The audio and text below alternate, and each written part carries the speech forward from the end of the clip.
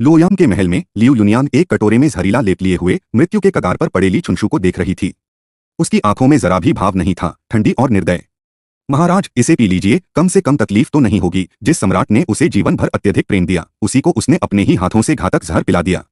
गंभीर रूप से घायल ली छुनशु ने मरते समय भी उसे एक बार घूरकर देखने तक की हिम्मत नहीं की। साजिश से शुरू हुआ यह प्रेम अंत में सबसे क्रूर विश्वासघात के साथ समाप्त हुआ। 5 राजवंशों की पहली जहरीली महारानी कही जाने वाली लियू युनियान ने अपने पूरे जीवन से यह साबित कर दिया कि जो स्त्री बुराई की चरम सीमा तक पहुंच जाए, वह प्रेम को भी अपने लक्ष्य तक पहुंचने की सीढ़ी बना सकती है। कौन सोच सकता था कि पूरी हरम पर राज करने वाली यह महारानी अपने शुरुआती दिनों में पिता के साथ भीख मांगने वाली एक आवारा लड़की थी। 5-6 वर्ष की उम्र में लियू युनियान को ली छुनशु के अधीनस्थों ने उठा लिया और जिन वांग के महल में गीत नृत्य सिखाने के लिए भेज दिया। उसकी समझ बहुत तेज थी। उसने न सिर्फ हर तरह की कलाओं में महारत हासिल की, बल्कि लोगों के हाव भाव पढ़ना और मौके का फायदा उठाना भी सीख लिया।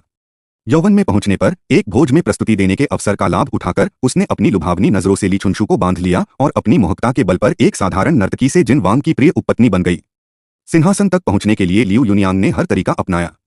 उसने महल के गीत नृत्य दल को फिर से संगठित किया, स्वयं नाटक लिखे और मंचित किए और ली छुनशु को पूरी तरह मोहित कर लिया।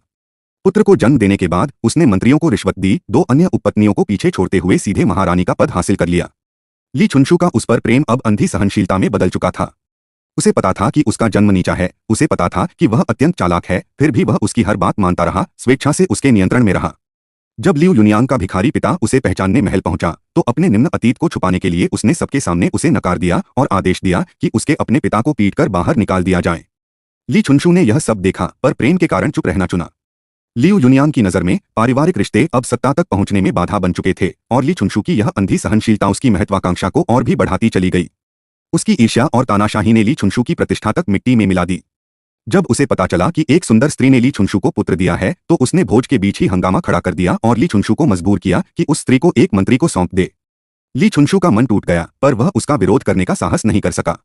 वह बस शराब पीकर दुख भुलाता रहा और अपनी ही प्रिय स्त्री को जाते हुए देखता रहा। इस रिश्ते में वह सम्राट था, फिर भी एक नौकर से भी अधिक असहाय। वह महारानी थी और पूरे हरम को अपनी निजी तानाशाही बना चुकी थी। अंततः लियू युनियान ने दोनों को विनाश की ओर धकेल दिया। उसकी लालच की कोई सीमा नहीं थी।